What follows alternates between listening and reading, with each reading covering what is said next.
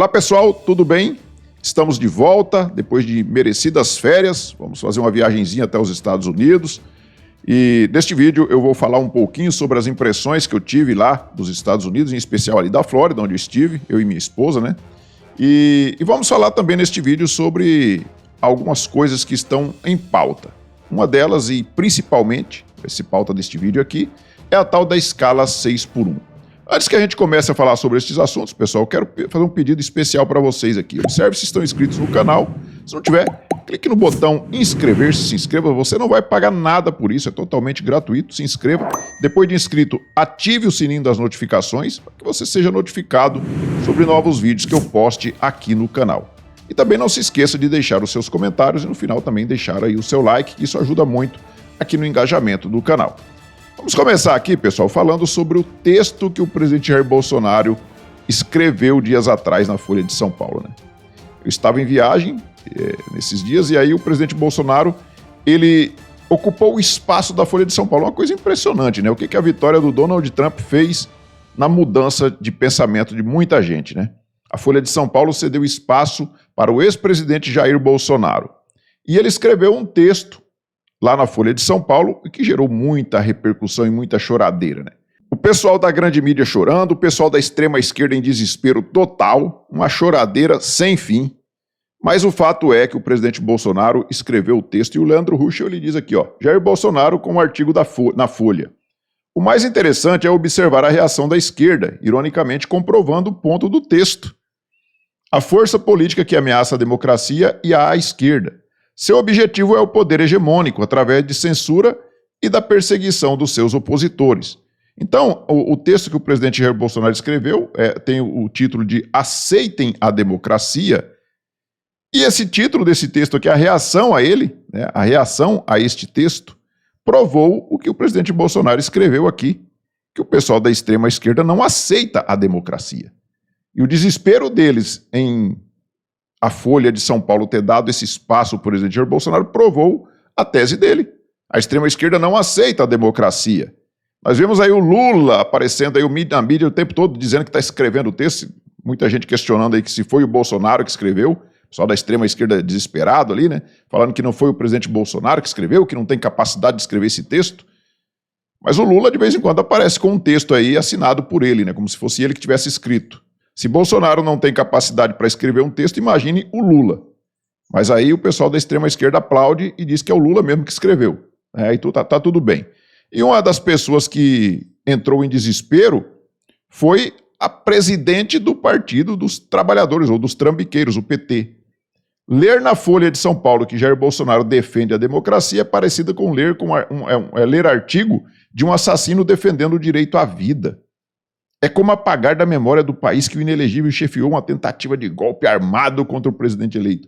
Bom, qual foi o golpe armado? Primeiro que ela tem que provar que foi Bolsonaro que liderou a invasão lá dos prédios públicos, né? Ele estava lá para os Estados Unidos, não tem lugar nenhum o Bolsonaro mandando fazer isso.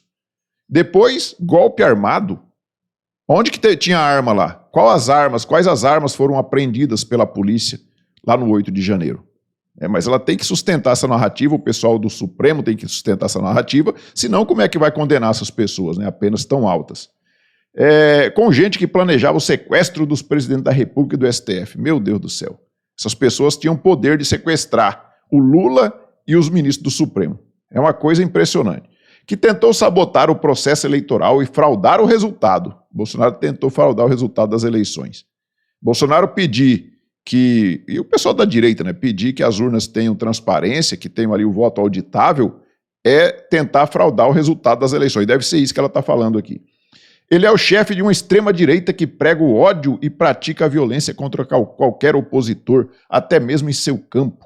É repugnante essa tentativa de normalizar um extremista. Mas normalizar um bandido, um ladrão na presidência da República, está tudo tranquilo, né? Aí está tranquilo, nós temos que normalizar, nós temos que aceitar isso, temos que aceitar o Lula como um cara sério e honesto. Para Gleisi Hoffmann, ele é, e o Bolsonaro é um bandido. Mas aí o Bolsonaro vem aqui e ele apenas diz o seguinte, ó, a amante está nervosa. E se a Gleisi Hoffmann partir para agressão contra o Bolsonaro por causa dessa frase, ela vai assumir que o codinome dela é amante, porque ele não citou nome de ninguém. Bolsonaro não citou o nome de ninguém, só falou a amante está nervosa. A Gleisi Hoffmann deve ter se mordido por dentro, mas não pode falar nada, porque se ela falar que o Bolsonaro está atacando ela, ela vai entregar que o codinome amante pertence a ela. Codinome amante lá da lista de propinas da Odebrecht, que também atendia pelo Gleisi Hoffmann, atendia pelo codinome também de coxa. Não sei por que o Marcelo Odebrecht colocou estes codinomes na presidente do Partido dos Trambiqueiros. E agora nós vamos falar da tal da escala 6x1. Né? A esquerda apresentou uma PEC defendendo o fim da escala 6x1. Ou seja, a pessoa trabalha 6 dias e folgar 1. Aqui no Brasil não existe nem muito essa regra, porque as pessoas no dia do sábado costumam não trabalhar o dia inteiro. Né? Geralmente até meio-dia ali, o comércio fecha, a maioria dos trabalhadores trabalham até meio-dia do sábado. Então, na verdade, é 5,5 por 1. Mas tudo bem, eles falam aqui que a escala 6x1 é um absurdo, é escravagista, é não sei o quê, e é o cúmulo do absurdo que as pessoas não podem trabalhar 6 dias e folgar apenas 1. E quem estava defendendo, o pessoal da extrema esquerda toda defendendo, mas vou trazer alguns exemplos aqui, e um dos caras que estão defendendo esta porcaria é o Fabiano Contarato, que é senador, o senador esquerdista aí. Sou a favor da PEC que pretende acabar com a escala 6x1. Precisamos garantir uma jornada de trabalho mais justa e humana para todas as brasileiras e todos os brasileiros. O problema é que eles querem garantir que as pessoas trabalhem menos, mas que continuem ganhando o mesmo salário. Essa turma acha que dinheiro cai do céu e que o almoço sempre é grátis. E eu vou dizer para vocês que não existe almoço grátis. Um outro agora que está aí juntinho com o pessoal que voltou à cena do crime é o vice-presidente, o Geraldo Alckmin. Tendência no mundo inteiro, diz Alckmin, sobre proposta de redução da jornada de trabalho. Não, não é tendência no mundo inteiro. Será que o Alckmin não sabe que no país que é a maior potência econômica mundial, econômica e bélica e etc., será que ele não sabe que nos Estados Unidos não existe esse tipo de direito trabalhista? Aliás, lá não existe direito trabalhista nenhum, nós vamos falar disso daqui a pouco. À medida em que a tecnologia avança, você pode fazer mais com menos pessoas, você pode ter uma jornada menor, afirmou o vice-presidente e ministro da Indústria, Comércio e Serviços.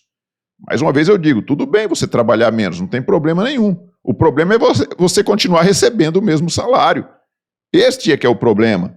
Alckmin ressaltou, no entanto, que o debate sobre o tema cabe à sociedade e ao parlamento. Então, ele fica tirando dele da reta, e assim como o governo está fazendo, né, tirando dele da reta e jogar para o parlamento decidir. Mas, na verdade, o governo está torcendo para que isso não seja aprovado. Imagina vocês os milhares de servidores públicos tendo que trabalhar menos e o governo ter que contratar milhares de outros servidores públicos para cobrir o rombo que vai acontecer se isso for aprovado. A Sâmia Bonfim, que também é outra aqui da extrema esquerda, né? Essa está vibrando, né? Essa tá ovulando. Enquanto os brasileiros estão lutando e trazendo à tona o debate sobre a necessidade do fim da escala 6x1, os deputados bolsonaristas estão mais preocupados em atacar os direitos das mulheres e pessoas que gestam. Eu fiquei achei meio complicado esse negócio aqui, porque o pessoal da direita está tentando atacar os direitos das mulheres e pessoas que gestam. Mas pessoas que gestam não são as mulheres? O homem gesta? Parece que o autor da PEC é a Érica Hilton, ou o Érico Hilton, que é um homem que se diz mulher. Essa talvez seja uma pessoa que... Não, mas essa é uma pessoa que não gesta, né? É uma mulher que está no corpo... Sei lá, eu não sei como é que é bem isso, mas eu só sei que é uma pessoa que não gesta, a Érica Hilton. Conquistada há quase 80 anos. O movimento feminista mostrou a sua fúria contra o PL do estuprador, e dessa vez não será diferente. Meu Deus do céu, como que o pessoal da extrema esquerda é desonesto. Tem uma desonestidade tanto intelectual como material, né? Porque eles são desonestos, eles roubam. Nós vimos aí o que aconteceu com o Mensalão, com o Petrolão durante os governos da esquerda. E eles também são desonestos intelectuais, porque eles mentem na cara dura, sabendo que aquilo ali é uma mentira.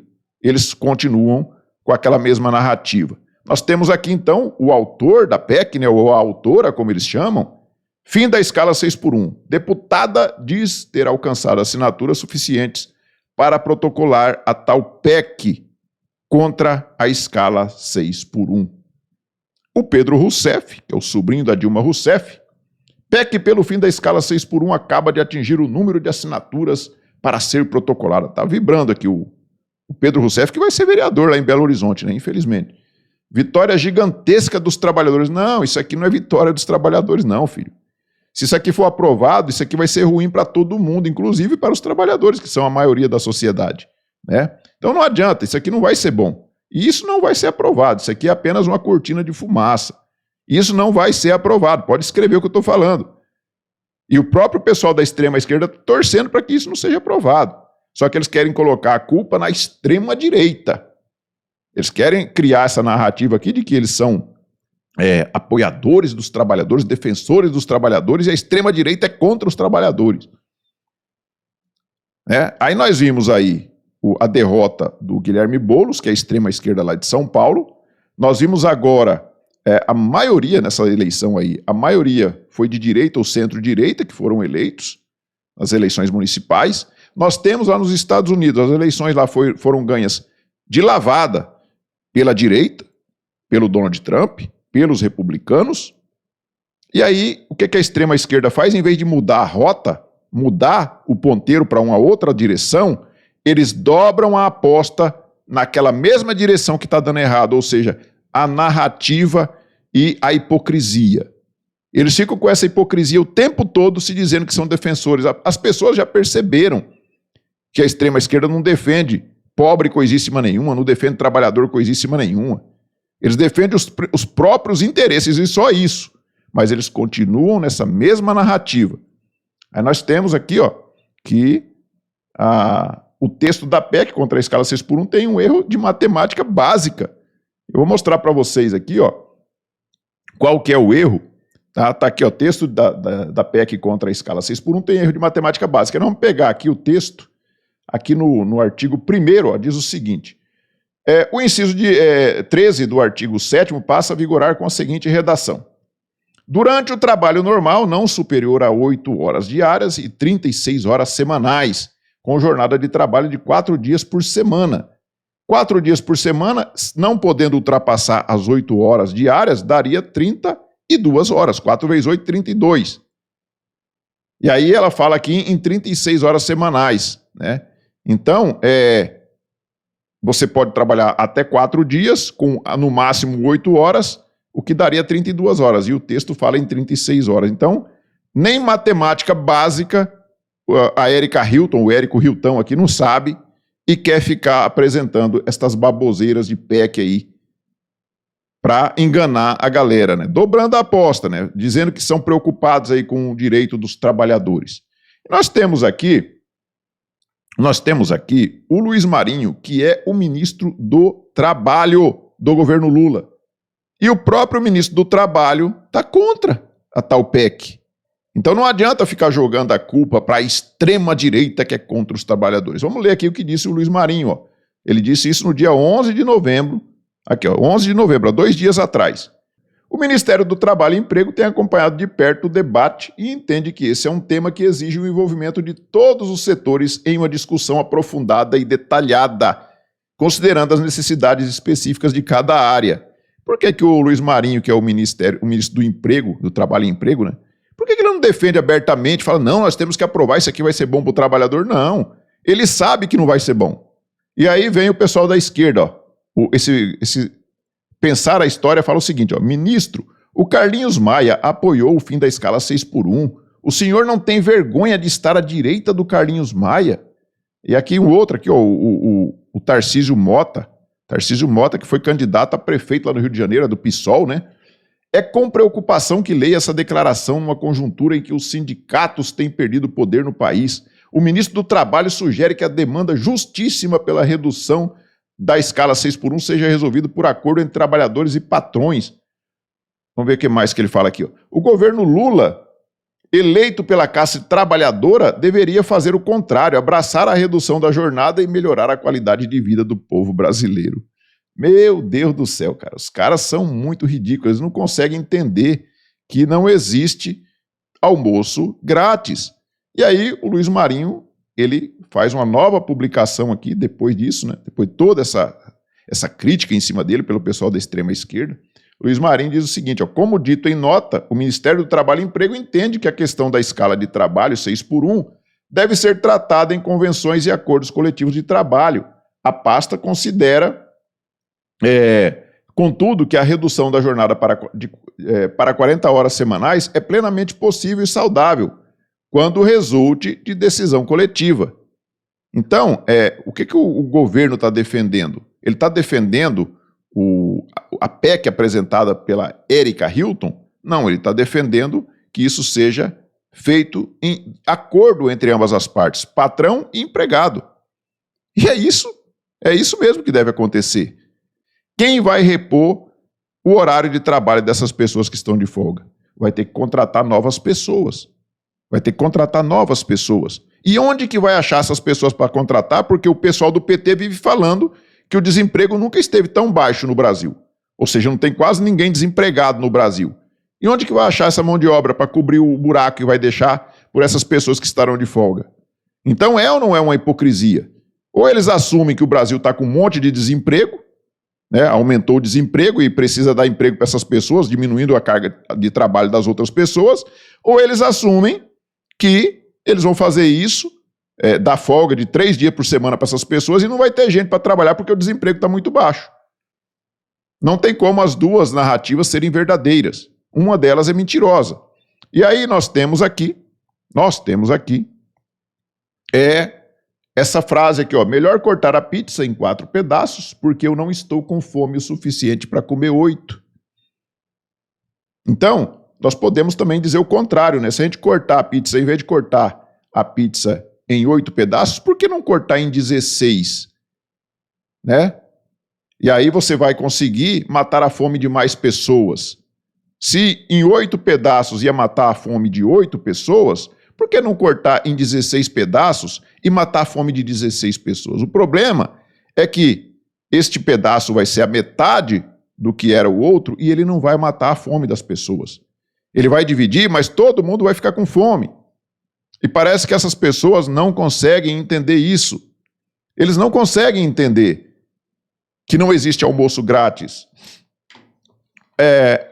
Uma das coisas, até anotei aqui, ó, por que não diminuir a carga em cima do trabalhador? O imposto de renda, por exemplo. Por que ao invés de fazer esse tipo de narrativa aqui, de criar essas celeumas aqui, por que o Lula, que prometeu que ia isentar até R$5.000 o imposto de renda, por que ele não coloca em prática isso? Já que ele quer ajudar o trabalhador. Ele não faz. Muito pelo contrário, ele fica aumentando imposto para todo mundo. Os feriados. Aqui no Brasil é um país que não existe tantos feriados quanto aqui. Não existe feriados quanto aqui. Feriado em excesso. E aí vem falar, ai meu Deus, as pessoas trabalham em escala 6x1. Até parece que aqui é um regime de escravidão. Parece que é um regime de escravidão e já eu vou falar como é nos Estados Unidos e vocês vão ver que nós estamos vivendo aqui num país que não trabalha, que tinha que trabalhar muito mais ao invés de reduzir a carga de trabalho. Tem muita gente hoje que recebe bolsa que não quer trabalhar. Ele está contente em receber uma Bolsa Família, por exemplo. A pessoa tem lá 5 filhos, está recebendo Bolsa Família de 5 filhos e não quer trabalhar, porque ele acha que está muito bem recebendo apenas aquela bolsa. Então, as pessoas aqui no Brasil tinham que trabalhar mais, tinham que produzir mais, para que o Brasil pudesse crescer, que o país pudesse crescer e ficar bom para todo mundo. Quando a economia do país melhora, melhora para todo mundo, ou pelo menos deveria ser assim. O problema é que aqui tem um bando de ladrão que não deixa o Brasil melhorar, não deixa o Brasil crescer. Esses feriados aí, quando existe feriado, por exemplo, na quinta-feira, o resto da semana já é enforcado, é o tal do feriado prolongado. Quem nunca viu aqui no Brasil o tal dos feriados prolongados? O feriado é na quinta, aí já emenda com a sexta, já não trabalha no sábado, vai trabalhar só na segunda-feira. Tem mordomia melhor do que isso? E como que é nos Estados Unidos? Nos Estados Unidos, a pessoa trabalha por hora. Você trabalha, você recebe. Qual que é o seu direito trabalhista? Receber o seu salário que você trabalhou, as horas que você trabalhou. Trabalhei 10 horas, é 16 dólares a hora que eu estou trabalhando, vou receber $160. Eu trabalhei 12, vou receber mais $32 a mais, vou receber $192 e assim por diante. O que faz? Incentiva as pessoas a trabalharem cada vez mais e ganhar mais. Mas se você quer ter a opção de não trabalhar, de você trabalhar só 3 dias por semana, beleza. Você consegue sobreviver com 3 dias por semana trabalhando lá nos Estados Unidos? Se você consegue, ótimo. Que você faça o seu regime de trabalho. Trabalha a carga horária que você quiser. Eu tenho a minha filha que mora lá, eu estava vendo ela trabalhando e ela... Na verdade, ela está trabalhando até menos do que ela trabalhava aqui, que aqui ela estava trabalhando em 2 hospitais, ela é enfermeira, e aqui ela estava fazendo uma jornada dupla. Ela trabalhava 24 horas e folgava 24. Então, era um absurdo. Eu falei para ela, você não vai aguentar trabalhar assim.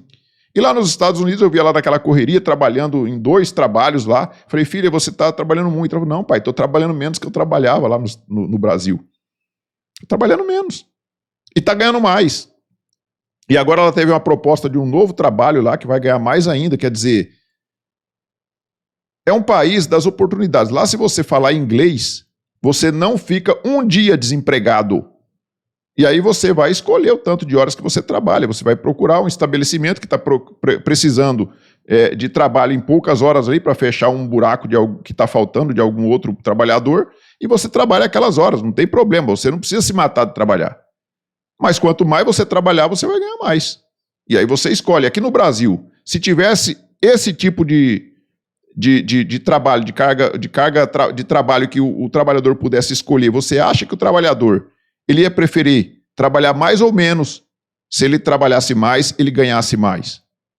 O problema é que aqui, você trabalhando ou não trabalhando, você vai ganhar a mesma coisa. Você tá empregado, carteira assinada. Aí você vai lá, você fica fazendo corpo mole, você não trabalha. O patrão vai te pagar a mesma coisa. Até ele perceber que você está fazendo corpo mole, ele te manda embora. Aí quando ele te manda embora, você vai lá na justiça trabalhista e você vai ganhar ainda uma indenização em cima daquele trabalhador, vai arrebentar ele. É assim que funciona no Brasil.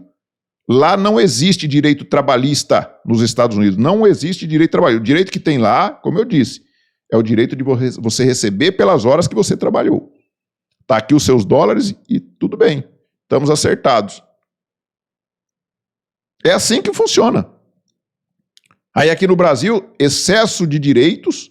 Se excesso de direitos fosse bom para o trabalhador do Brasil seria as pessoas melhores do mundo, que teriam a melhor condição de vida do mundo, porque vai ter direito assim lá na Caixa Prego.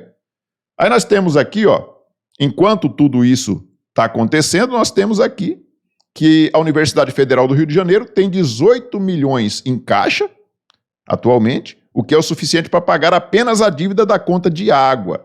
A universidade tem uma dívida de 30 milhões nas contas de luz e mais 18 milhões nas contas de água. Quer dizer, vai pagar com os 18 milhões a água e vai ficar devendo 30 milhões de luz.